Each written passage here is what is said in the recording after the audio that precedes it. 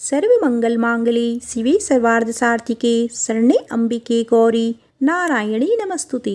जय माता दी दोस्तों, आपका हमारी यूट्यूब चैनल धार्मिक कथाएं और कहानियां में स्वागत है। आज हम सुनेंगे श्री दुर्गा सप्तशती का प्रथम अध्याय। तो प्रेम से बोलो माँ भगवती की जय।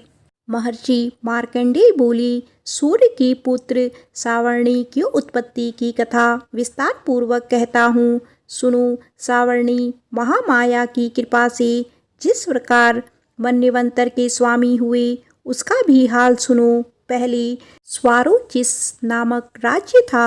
वहाँ प्रजा को अपने पुत्र के समान मानते थे, तो भी कोलाश्विंदनी राजा उनके शत्रु बन गए। दुष्टों को दंड देने वाली राजा सूरत की उनके साथ लड़ाई हुई। कोलाविंदवासियों की संख्या में कम होने पर भी राजा सूरत युद्ध में उनसे हार गए। तब वह अपने नगर में आ गए। केवल अपने देश का राज्य ही उनके पास रह गया और वह उसी देश के राजा होकर राज्य करने लगे। किंतु उनके शत्रुओं ने उन पर वहां आक्रमण किया। राजा को बलहीन देखकर उनके दुष्ट मंत्रियों ने राजा की सेना और खजाना अपने अधिकार में कर लिया। राजा सूरत अपने राज्य अधिकार को हारकर शिकार खेलने के बहाने घोड़े पर सवार होकर वहां से एक भयंकर वन की ओर चले गए। उस वन में उन्होंने महर्षि मेधा का आश्रम देखा। वहाँ मेधा महर्षि अपने शिष्यों तथा मुनियों से सुशोभित बैठे हुए थे और वहाँ कितने ही हिंसक जीव परम शांति भाव से रहते थे। राजा सूरत ने महर्षि मेधा को प्रणाम किया। महर्षि ने भी उनका उचित सत्कार किया। राजा सूरत महर्षि के आश्रम में कुछ समय तक ठहरे। अपने नगर की ममता के आकर्षण से राजा अपने मन में सोचने लगे, पूर्व काल में पूर्वजों ने जिस नगर का पालन किया था, वह आज मेरे हाथ से निकल गया। मेरे दुष्ट एवं दुरात्मा मंत्रियों मेरे नगर की अब धर्म से रक्षा कर रहे होंगे या नहीं। मेरा प्रधान हाथी, जो कि सदा मद की वर्षा करने वाला और शूरवीर था, मेरे वैरियों के वश में होकर ना जाने क्या दुख भोग रहा होगा। मेरी आज्ञाकारी नौकर, जो मेरी कृपा से धन और भोजन पाने से सदैव सुखी रहते थे और मेरे पीछे पीछे चलते थे, अब वह निश्चित ही दुष्ट राजाओं का अनुसरण करते होंगे तथा मेरे दुष्ट एवं दुरात्मा मंत्रियों द्वारा व्यर्थ ही धन को व्यय करने से संचित किया हुआ मेरा खजाना एक दिन अवश्य खाली हो जाएगा। इस प्रकार की बहुत सी बातें सोचता हुआ राजा निरंतर दुखी रहने लगा।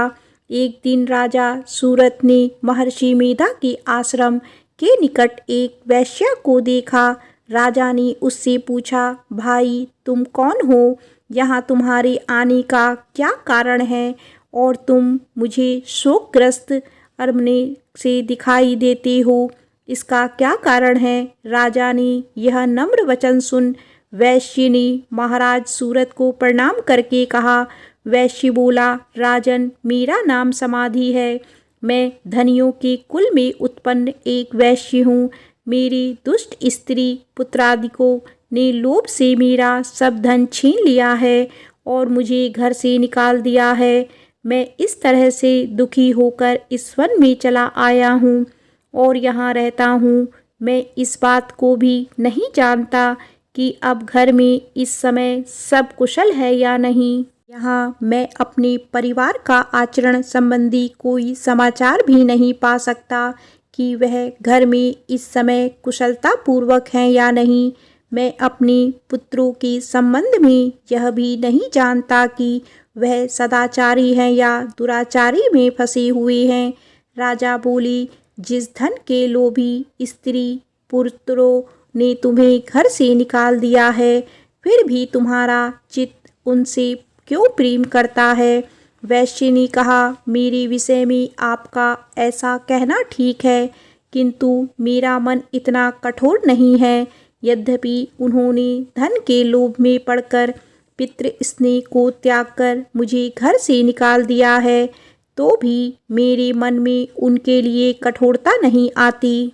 महामती, मेरा मन फिर भी उनमें क्यों फंसा रहता है, इस बात को जानता हुआ भी मैं नहीं जान रहा।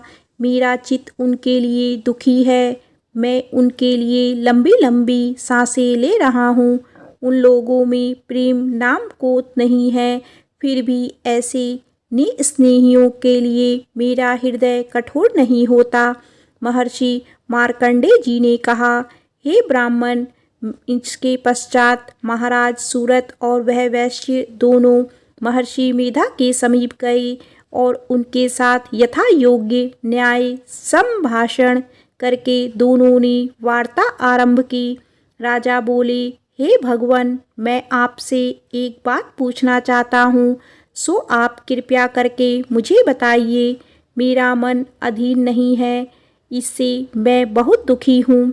राज्य धनादिक की चिंता अभी तक मुझे में बनी हुई है और मेरी यह ममता रानियों की तरह बढ़ती ही जा रही है। और यह समाधि नामक वैश्य भी अपने घर से अपमानित होकर आया है। इसके स्वजनों ने भी इसे त्याग दिया है।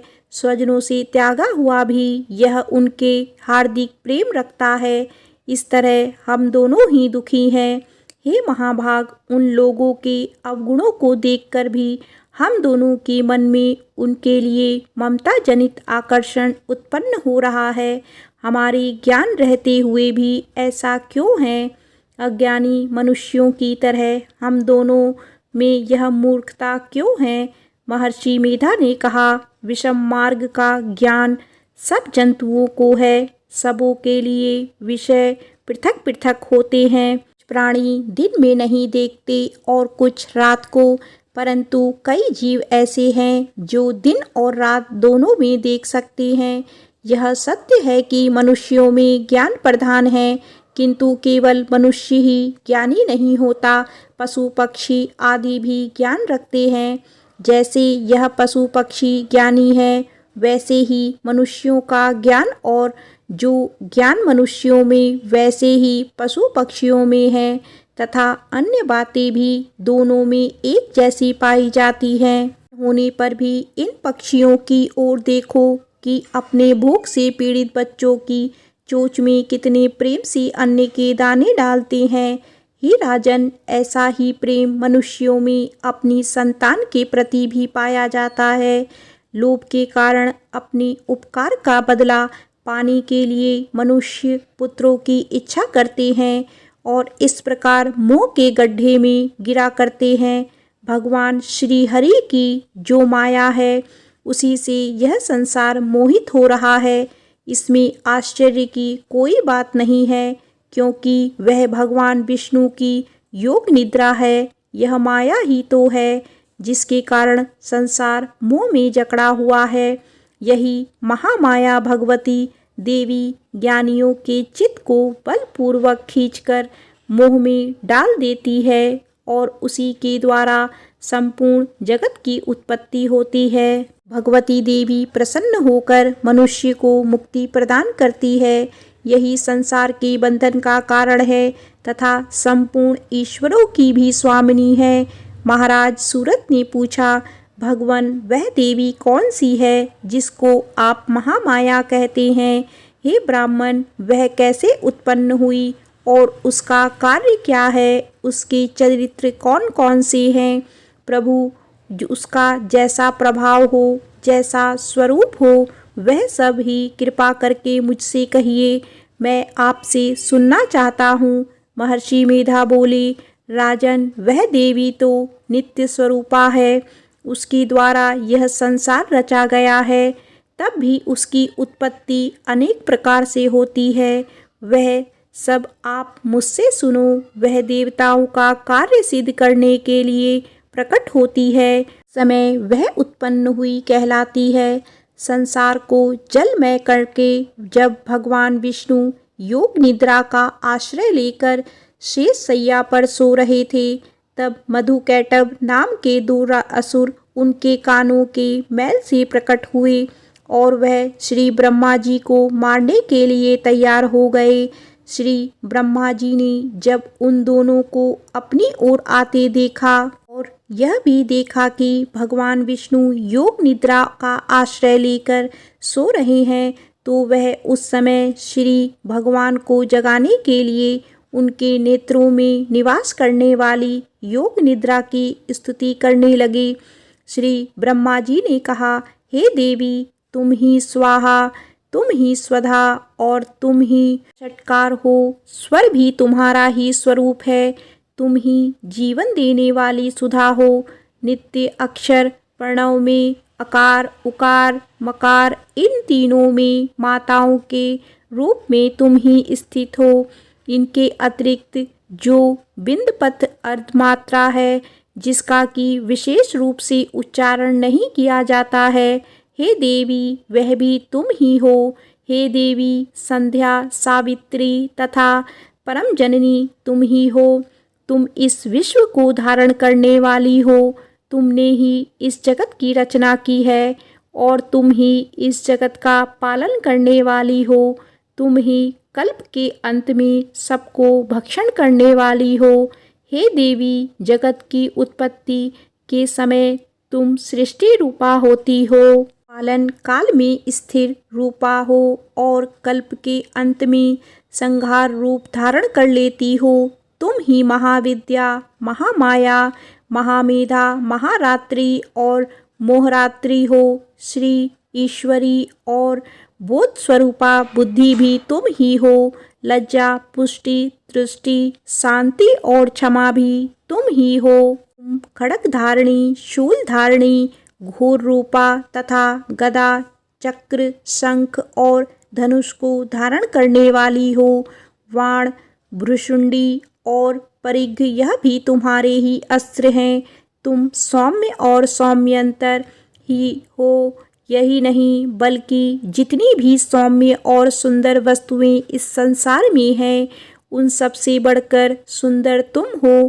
पर और अपर सबसे पर रहने वाली सुंदर तुम ही हो। हे सर्वरूपे देवी, जो भी असरत पदार्थ है और उनसे जो शक्ति है, वह तुम ही हो।